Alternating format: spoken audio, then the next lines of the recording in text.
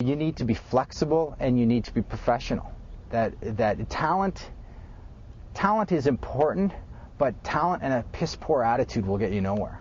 That you'll get drummed out, and everyone will always wonder, oh, geez, what happened to him? He could really draw. Or, boy, was she a great animator. Where is she? Well, she's working at Kmart, because no one cares about anyone who's not easy to work with, because you're working long days. You're working, you're a tight knit little family, and everyone has to cover for everyone.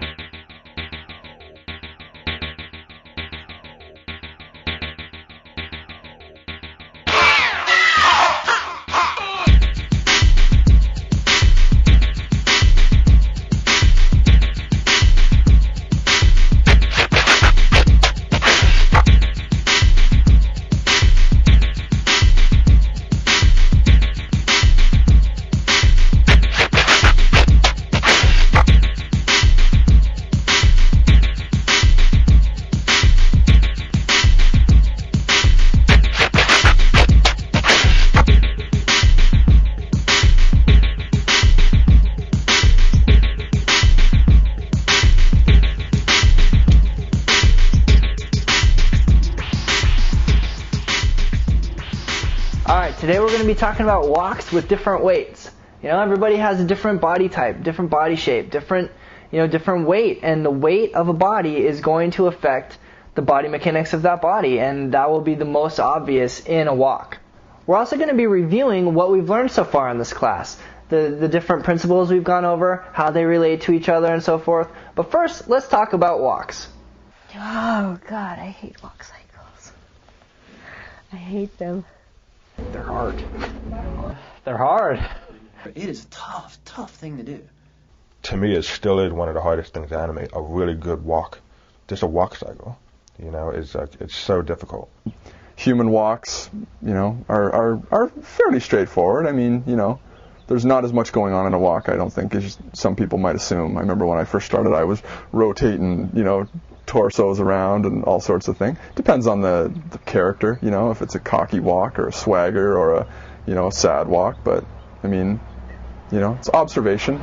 Do a little reference. Go to the park, watch the homeless people shuffle through the park. I mean, I don't know, whatever you think you need to do.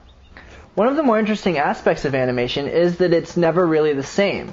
You can rarely find a general formula that applies to everything, every person. Okay, well, when I animate a walk, a step is going to be 8 frames, and it'll always be 8 frames. You can't do that. You can't make a formula where everybody works the same, because that's just not reality. That's not the way the world is. Everybody's shaped a little different. We have different weights, different bodies. Everything is going to, work together slightly differently in a different body. Whoever's watching this, you guys, you move differently than I move. I guarantee it.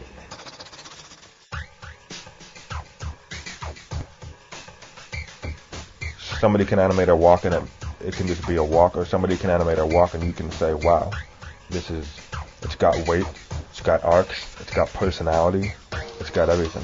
It shows everything. It shows everything about animation.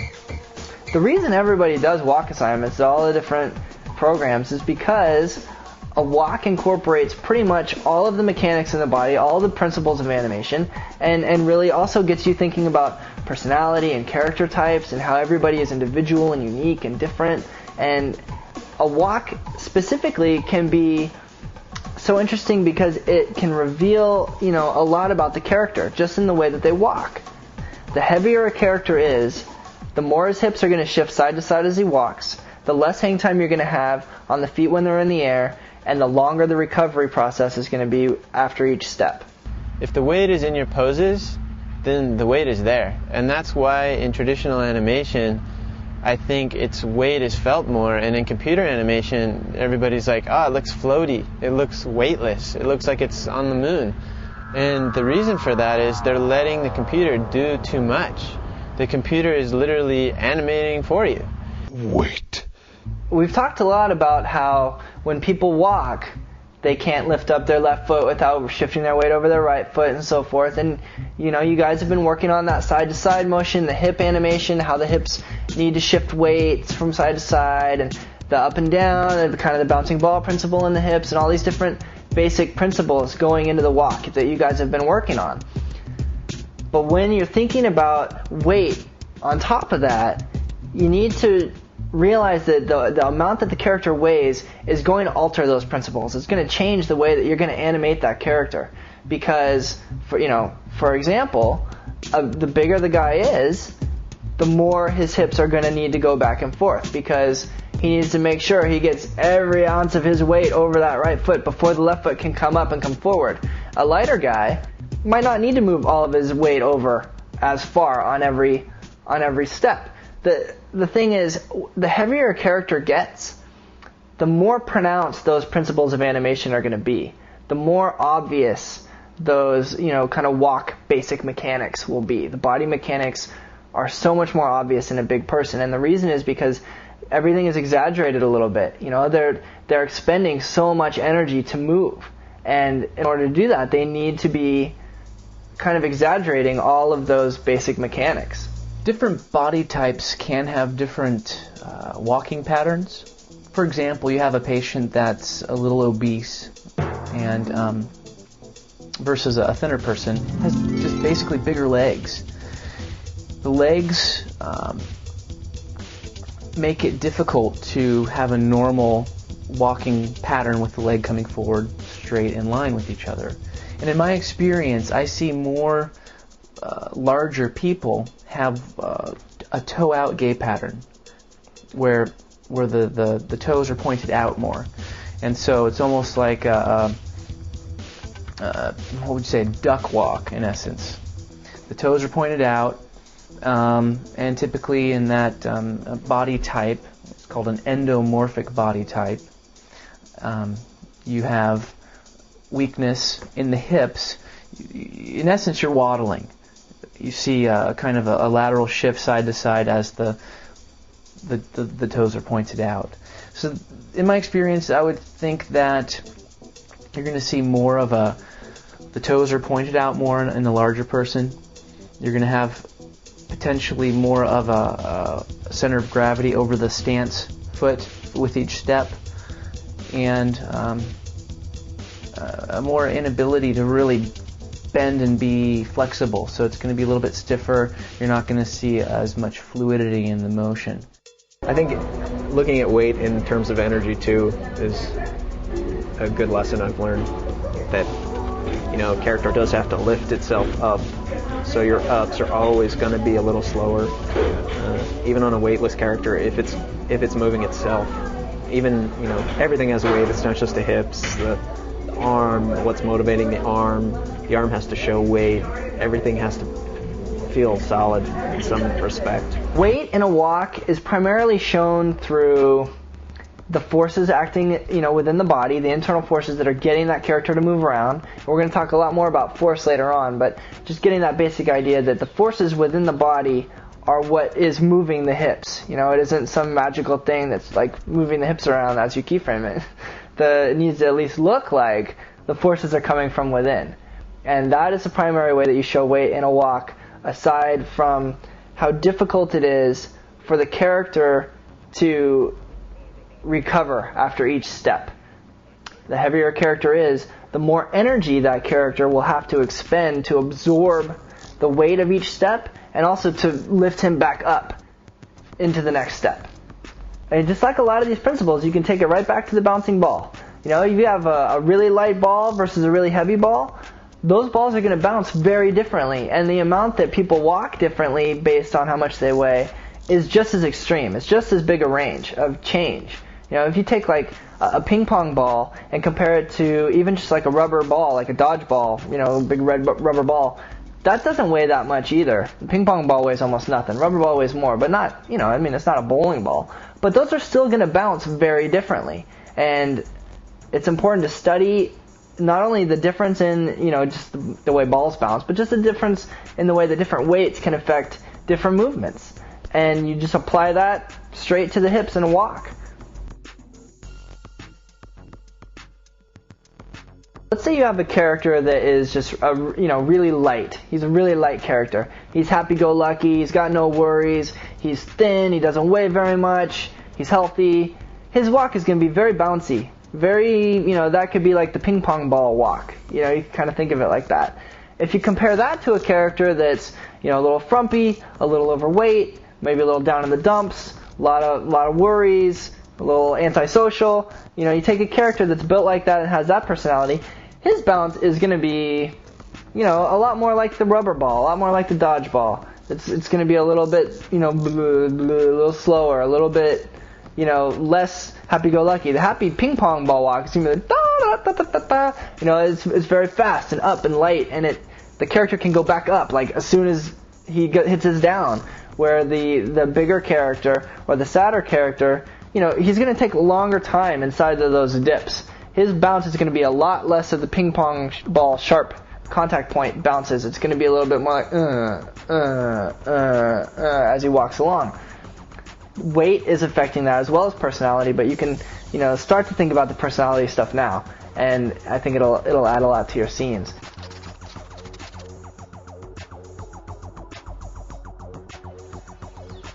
Basically, you can kind of think of weight and a walk as sort of, they're almost inverses of each other. You have a happy walk or like a really light walk, a light character that doesn't weigh very much. He's doing that ping pong ball walk. He's going to have a lot of hang time in the air between each step. It'll be boing, step, step, step. And the down is pretty quick. He's not spending a whole lot of time, down on the ground. He's not spending a lot of time with both feet on the ground. He's really just kind of like happy-go-luckying along, But a character that's heavier, he's going to have the opposite. He's going to have a lot less hang time in the air and a lot more recovery time down low, because it's taking a lot more energy to absorb the impact of his weight coming down on that foot. And then it's going to take a lot more energy to push him back up. So they're almost opposites of each other. A light guy has a lot of hang time up here. Heavy guy's got a lot of recovery time down here. To be honest, when I think about weight, I think of Jurassic Park. Jurassic Park 1, I think in like the T-Rex. I don't know why, but whenever I'm animating something, that I always think about the T-Rex and just how heavy it was, and when it stepped and it was just like, and it hit. And, it was just so good because it felt like the character was like hitting the ground, it was really there. So whenever I go to do my shot, I try to get that power and that energy into my shot, because I want my character to come alive the way I saw that character when I first saw it. Walks are the same as anything else when it comes to weight. The heavier something is, the slower it's going to move.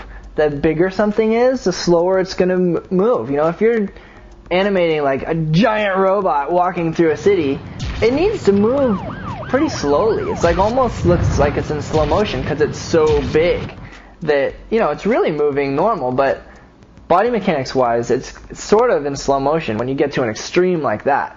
And if you're animating like a tiny little ant, he could, or a flea, like check out PT Flea. PT Flea in Bug's Life is awesome, and the way that he moves around, so poppy and fast, and it totally works because he's a flea and he's tiny and he doesn't weigh anything. But the way that they animate him, even though it's a little cartoony, and even though he's animated to be like this light little flea, he still has body mechanics going on. He still has enough physics happening in his body to sell the fact that he isn't insubstantial. He does weigh something. He does have to use his muscles and to move around. So it's kind of this fine balance, this fine line.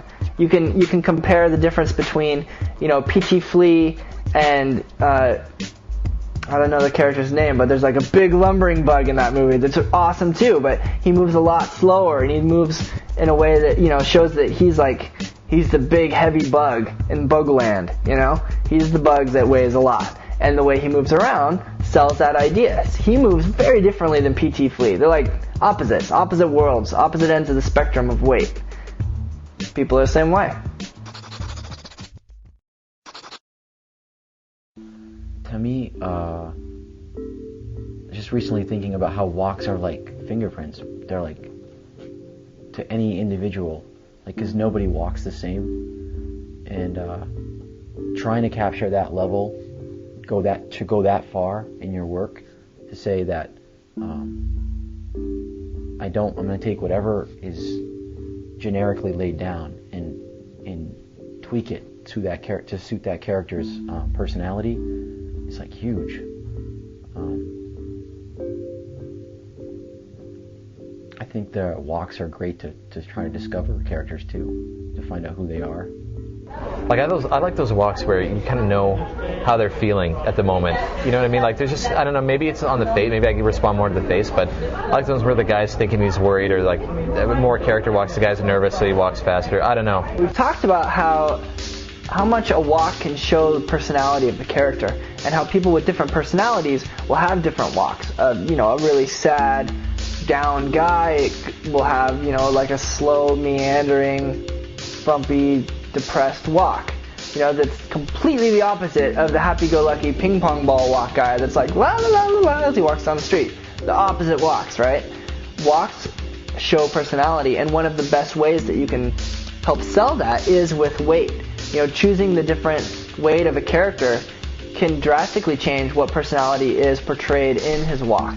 Really heavy, muscular, brute guy is, if you really get some weight in his walk, he's really going to come off as menacing and strong and powerful. Much more so than if you have this strong-looking, gigantic guy who's walking, just kind of with like some medium weight. And, that isn't going to look anywhere near as scary or anywhere near as intimidating. And if what you're going for is that this guy, you can whoop anybody, then pumping up that weight is one of the best ways to show that personality trait. It seems like a lot of personality happens by mistake. Kind of like you're animating, you're playing with curves, and he's doing something I didn't mean him to do, but it's cool. Hey, I'll call that personality.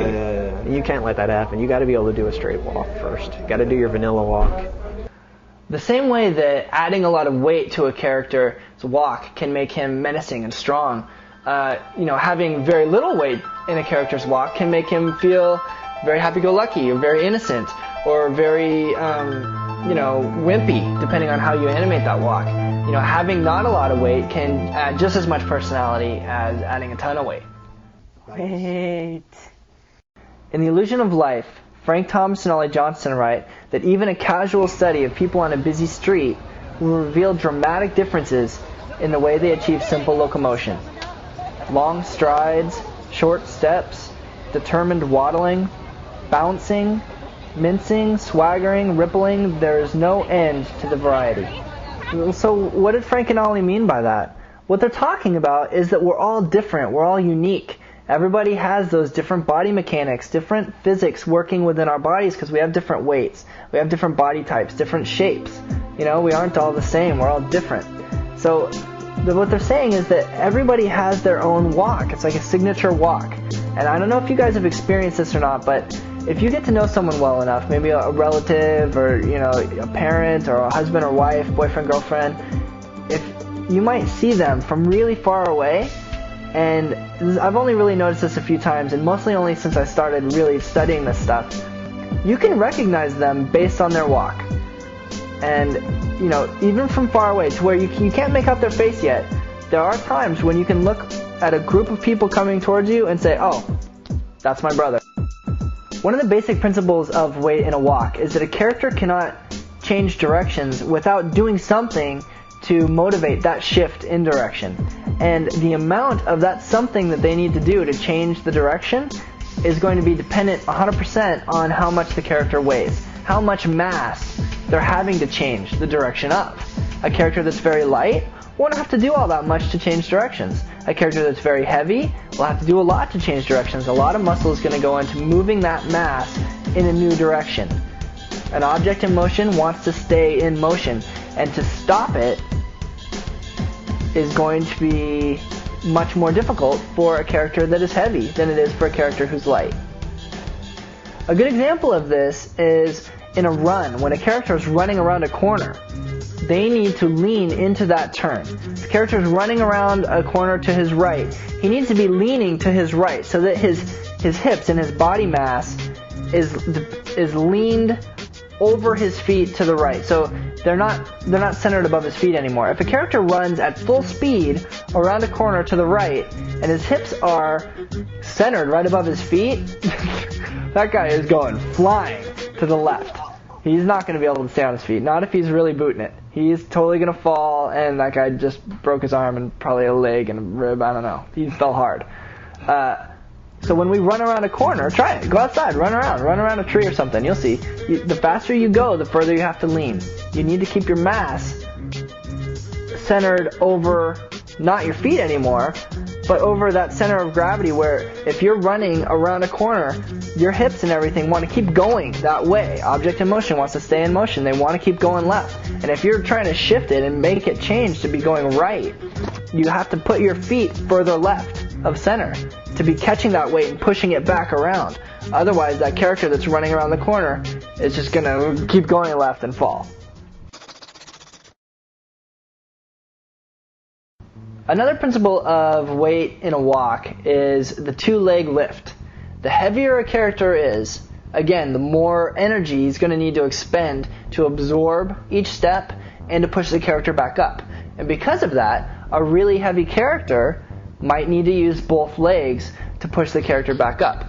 You guys have seen in kind of the vanilla walk cycle that you did, the character lands, let's say the right foot plants, the hips go over the right foot, it starts to come forward, the left foot comes up in the air. There isn't a whole lot of both legs helping to lift the hips back up into the air. But a really heavy character is going to have to use both legs to power that lift going back up. Both legs will be needed to lift that heavy mass because it's too heavy for the one leg. He can't lift, a super heavy weight with just one leg. The heavier a character is, the more time he's going to need to spend in the low position of the walk, the dip. And the reason is because he needs to A, absorb all of that mass coming down, down to the ground. He needs to stop it because it wants to go down like all the way to the ground. And the character needs to use his legs, his power in his legs to stop that from happening. So first he's absorbing the impact of that, and then it shifts around and it catches that weight and starts to lift it back up. And he's using both legs to power that movement back up. And all of that takes some time. You want to give it, a heavy walk, you want to give it some time to sink in and then go.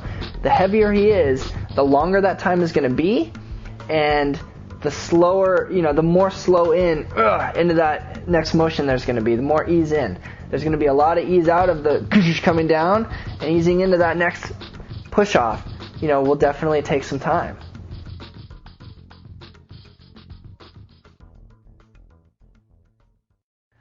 When thinking about weight in a walk, don't forget to consider how the anticipation is going to affect what the weight looks like, how the overlap is going to affect what the weight looks like. Sure, the overlap is caused by the movement of everything else. The overlap is almost caused by the weight. But if you do the overlap wrong, then what you're telling the audience is that the character doesn't weigh very much. That, the character isn't moving a whole lot if there isn't proper overlap. So you need to really take into consideration how these things will affect the final product, the overall feeling of that walk. A great technique for taking something that isn't very heavy and making it heavier is to just rough things out in the graph editor, push some timings, exaggerate a couple things, take out some of the hang time on the feet, add some, recovery time to the downward part, and just in blocking those types of things out, even just in the graph editor, just changing a few of those curves, you can see what that looks like, and you'll get a general idea. That'll get you like 80% of the way there. And you can see if you like that. Do I like that amount of weight? Does that look too heavy? Does it still look light? And then when you find the timing of that you like, you can really go in and start to polish things. But a great technique for, just roughing it out at first is to just jump into that graph editor, push some of the poses to different spots, exaggerating the timing. Weight is all about exaggerating timing. If I had to sum up this whole class for you guys in one concept that you can keep in your head, it's just that as a general rule of thumb, two things are affecting the way people are moving as far as weight is concerned. And it's going to be their mass and their emotions. So if you've got a heavier guy, it's going to require a lot more energy to move that guy around. And if that heavier guy also happens to be in a depressed mood, he's got a lot less energy that he wants to put into moving around. So a heavier depressed guy is going to move pretty slowly. Conversely, if you've got a skinny happy-go-lucky guy, the skinny guy, he doesn't require much energy to move at all, and he's happy-go-lucky, so he's got tons of energy. So that guy's going to be a lot more spry and limber. He's going to move really easily, and his movements are going to be a lot faster than a heavier depressed guy. And that's just kind of a general rule that you can keep in your mind. To sum up Chatterbox Kelly, skinny, fast, fat, slow.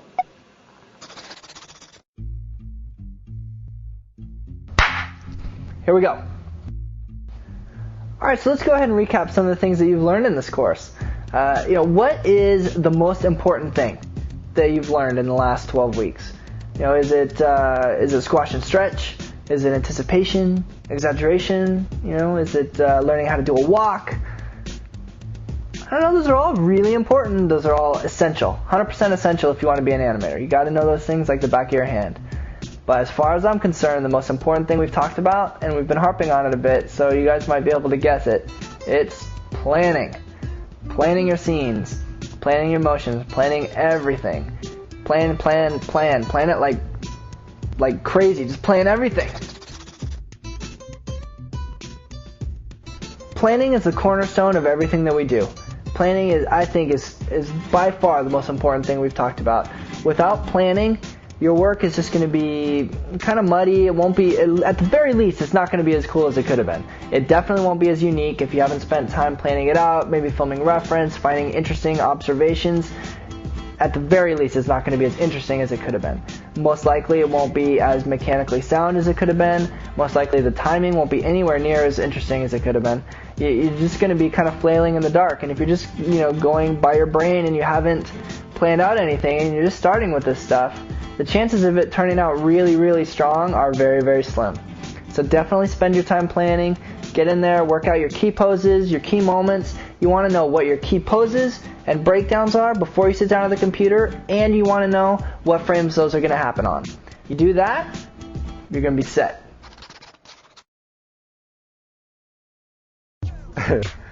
Okay, so we talked about the importance of the bouncing balls, either in the timing class, when we're talking about squash and stretch, anticipation. And the importance of it is because it just takes every single principle and puts it all together. On a bouncing ball, it's just so important that you guys remember certain things like contact, the importance of contact, and making the contact quick enough so then the ball is actually hanging time in the air. It's gonna take less time on the contact, and it's going to take more time on the hanging time. Bong, bong, bong. As well as the importance of breakdowns and keys, because those are like simple elements for you guys to start figuring out timing and spacing. And if you guys figure it out on a bouncing ball, you guys are going to figure it out on any kind of scene that you guys want to animate. Or just think of the bouncing ball as, on a walk, as the hips of the character. So, you have this kind of action going on. Bong, bong, bong, bong. And the same thing, for example, if you have a bouncing ball like bouncing off the bench, you have something like this, like bong, bong, bong. The same thing as if you have a character bouncing, like jumping off a desk, you have something like boom.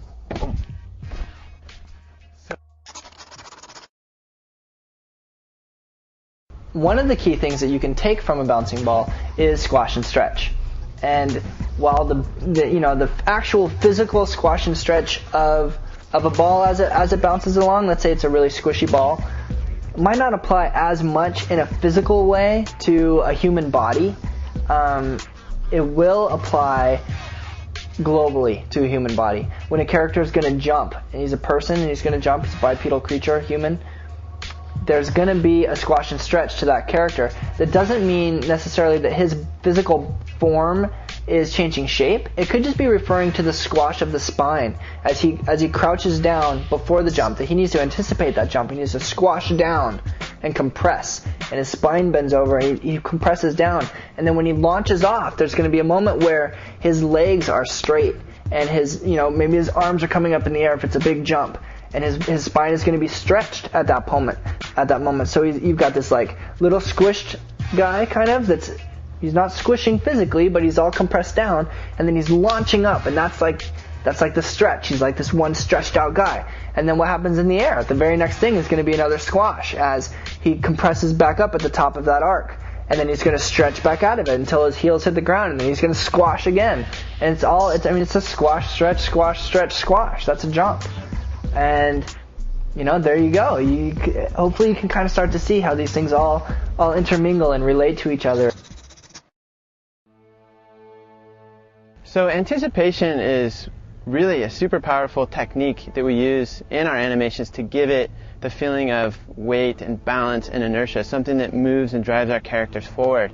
When it's really hard to think about anticipation without first thinking about stretch and squash, because the squash of your character is an anticipation before it moves up.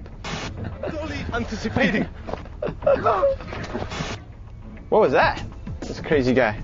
When you think about anticipation in your shots, it's really important to think how to apply it, because it applies in almost any kind of movement. And there's a lot of, especially computer animation, when I'm looking at some computer animation and boom, it just like starts, it's really obvious to see that it didn't have anticipation, that it didn't just have like a little bit of a dip and maybe a little drop back before it moved forward. And there's just like a little subtle it's very subtle, but it makes a huge difference. And it's the difference between being robotic and actually thinking about your animation.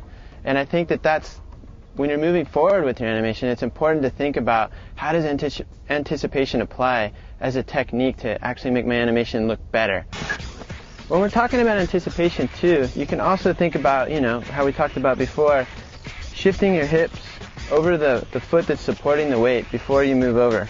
Because that's going to sell, again, that feeling of momentum and the feeling of giving your character reality or basing it in real physical movement. The one thing, if there's one thing that I learned a long time ago with timing, is just the importance of variety in timing. You have something like this. If you go for like an hour with this, after that hour, everyone watching me will be like,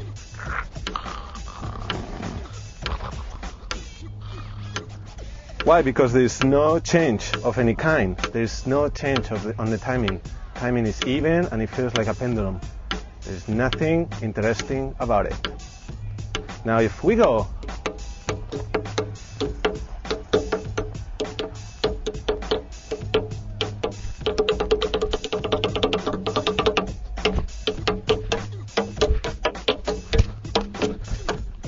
that's a little bit of interesting stuff.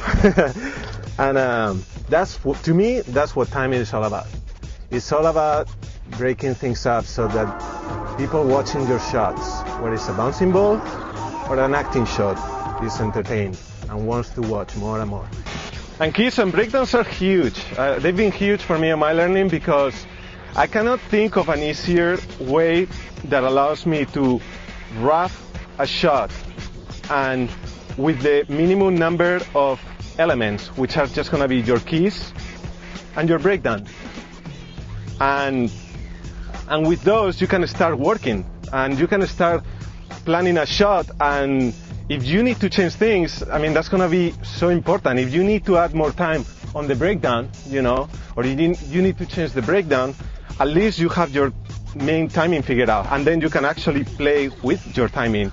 And I don't know, to me, the one thing that I want to stress is the importance of keys and breakdowns when figuring out timing in general, because it's going to be the foundation of your shot. That's going to be your shot as its most rough state.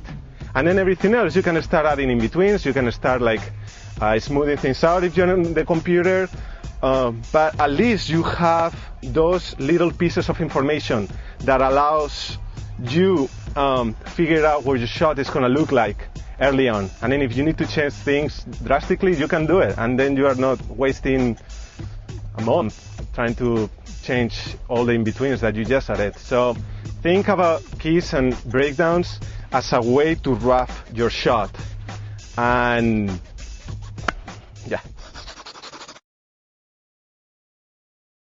When talking about arcs, there's a few things to just keep in mind. It's important that we know that everything, or at least I would say pretty much about everything, doesn't move on a straight line.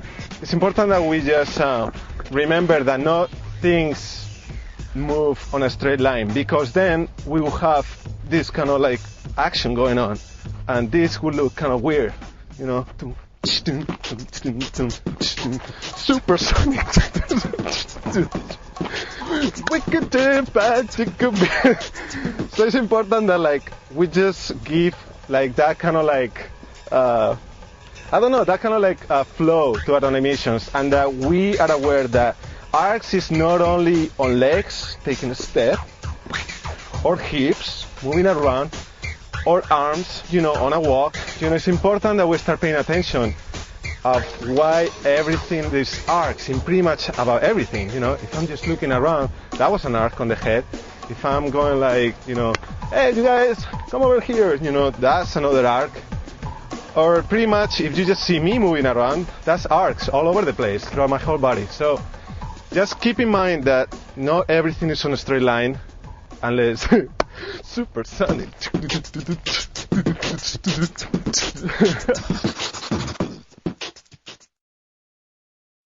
We've talked about the hips and how all motion starts in the hips. That's the kind of the origin of all of our locomotion. It kind of all starts in our hips. And it all begins with those first weight shifts and those first, little anticipations and things that get you moving. It all starts in the hips, and how the hips need to be, not just translated, but rotated. Not just rotated in one axis, but in all of them. All of those things about the hips come together to create a lifelike movement. And you guys have been doing it, in your walks. You've seen that if you ignore the hips, or if you ignore different aspects of the hips, if you just do the up and down and you don't do the side to side, what's it look like? It looks like some kind of robot that couldn't really exist in the real world. It looks like I don't know. It looks like bad animation. That's what it looks like. Hey, when we're talking about overlapping action, I think that's pretty much one of the most complicated things to learn in animation. It definitely was the one thing that took me a really long time to understand.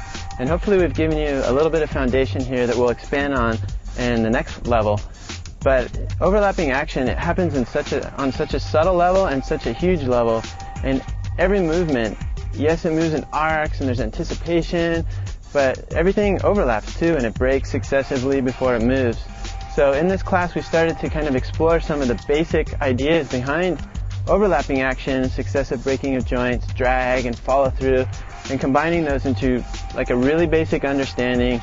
And that's just going to continue to grow and refine itself. So don't be too overwhelmed if you don't fully understand it now, because it's going to be, our job to kind of continue to help you to show how that's going to work in your work. Overlapping action, yeah, it is complex, and there's a million different names, but just for instance, successive breaking of joints. If I'm going to just point over there, point, my shoulder may lift up first, and then my elbow, then my arm, this drags down, then that comes up, then the last thing to come up is my finger. Kind of like that, like this. So that is successive breaking because it's one key, and then it's another key. But the breakdown in between might be something like this, where it's all kind of curled up. And then when you play it, it kind of all unfurls itself. But if you look at it, it's important to know that one thing leads, then the next, then the next, then the next, then the next. And that's one of the most powerful things and the most complicated things behind overlap, because it applies like that. It applies then on the spine, and it applies onto the head, and it gets really complicated. But we tried to just introduce it to you guys here in this section in level A. And now, moving forward, it's going to be the foundation from which you move forward with all physical animations and all your acting animations as well.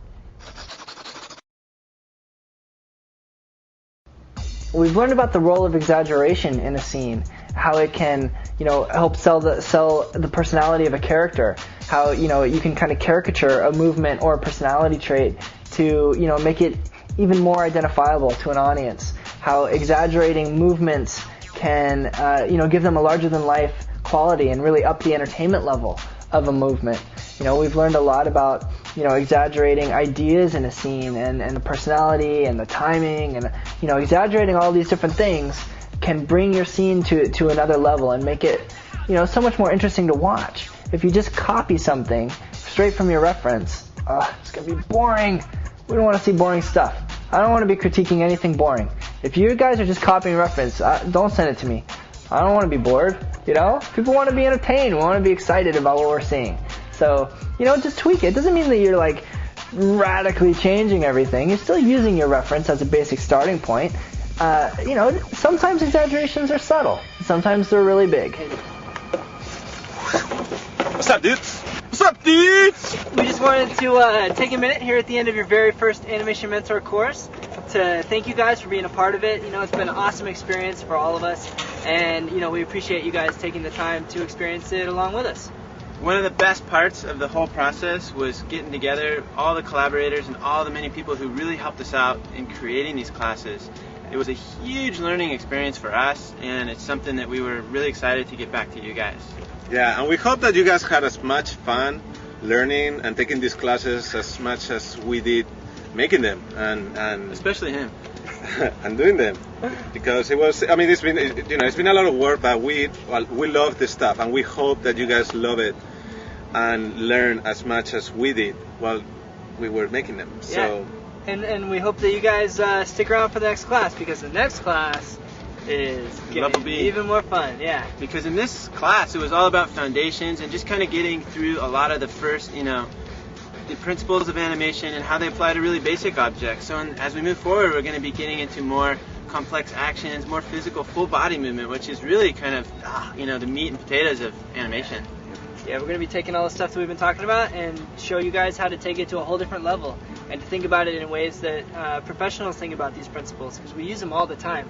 But the more you study them, the deeper they go, and you learn all kinds of new ways to implement them and all kinds of new useful, tools that you can use in your scenes. And that's what the next class is all about. Yep. So we hope to see you in the next class. Later. See you guys.